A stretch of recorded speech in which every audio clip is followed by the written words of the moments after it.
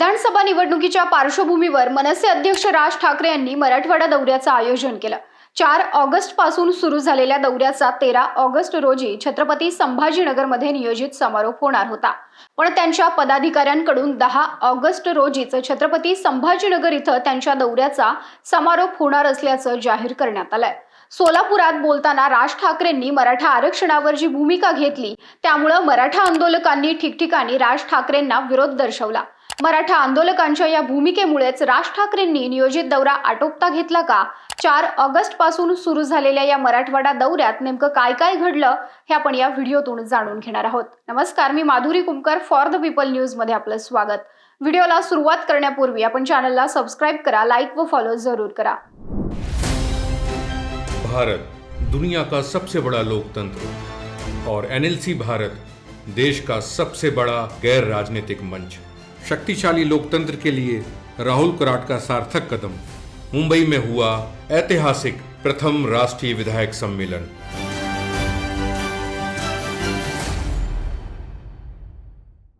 चार ऑगस्ट रोजी राज ठाकरे सोलापुरात आले। सोलापुरातील मड्डी वस्ती परिसरात राज ठाकरेंचं जंगी स्वागत करण्यात आलं।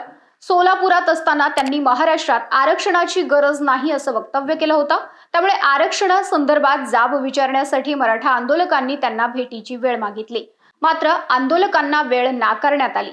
राज ठाकरे पुढे 5 ऑगस्ट रोजी धाराशिवमध्ये दाखल झाले। धाराशिवमध्ये राज ठाकरे मुक्कामी असलेल्या हॉटेलमध्ये मराठा आंदोलक घुसले। त्यांनी राज ठाकरेंना आरक्षणाबाबत केलेल्या वक्तव्यानंतर जाब विचारायला सुरुवात केली। बराच वाद झाल्यानंतर शेवटी राज ठाकरे आणि मराठा आंदोलकांमध्ये 10 मिनिटं चर्चा झाली। मराठा आंदोलकांनी राज ठाकरेंना प्रश्न विचारले, तुम्ही आरक्षणाबाबत आज वक्तव्य केलं, मात्र आतापर्यंत आरक्षणासाठी आमचे 400 बांधव मृत झाले। अण्णासाहेब पाटलांपासून आतापर्यंत अनेकांना आत्महत्या कराव्या लागल्या। आम्हाला कोण भडकवत नाही। आज आमचा समाज कोणत्या अवस्थेत जगतोय आम्हाला माहिती आहे। अशा परिस्थितीत तुम्ही माथी भडकवली जातात किंवा आरक्षणाची गरज नाही असं वक्तव्य करणं चुकीचं होतं। आमच्या आरक्षणाच्या मागणीसाठी तुम्ही तुमच्या पक्षाच्या माध्यमातून काय करणार आहात?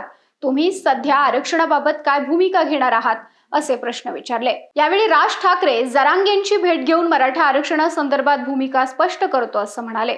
यावेळी ते थांबलेल्या हॉटेल परिसरात कडेकोट पोलीस बंदोबस्त ठेवण्यात आला होता। या ठिकाणी बोलवलेली नियोजित पत्रकार परिषद देखील रद्द करण्यात आली होती। पुढे 6 ऑगस्ट रोजी त्यांनी सकाळी धाराशिव जिल्ह्याचा आढावा घेतला आणि सायंकाळी लातूर इथं मुक्कामी गेले। 7 ऑगस्ट रोजी सकाळी लातूर जिल्ह्यातील 6 विधानसभा मतदारसंघांचा आढावा घेतला आणि सायंकाळी नांदेड इथं मुक्कामी गेले। नांदेडच्या शासकीय विश्रामगृहात त्यांच्या राहण्याची व्यवस्था करण्यात आली होती, मात्र काही कारणास्तव त्यांनी तिथे राहणं टाळलं। ते खासगी हॉटेलमध्ये राहण्यासाठी गेले।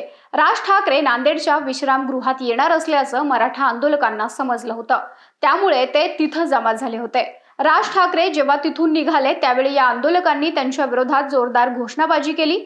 यावेळी पोलिसांनी त्यांना अडवलं। राज ठाकरेंचा ताफा तिथून निघून गेला। त्यानंतर पोलिसांनी या आंदोलकांना ताब्यात घेतलं। या आंदोलनकर्त्यांवर गुन्हे दाखल करण्यात आले आहेत।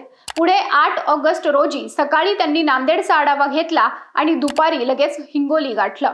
त्यांच्या नियोजनानुसार 8 ऑगस्ट रोजी ते हिंगोलीत मुक्कामी येणार होते, पण त्यांनी दुपारीच हिंगोली गाठून हिंगोलीचा आढावा घेतला।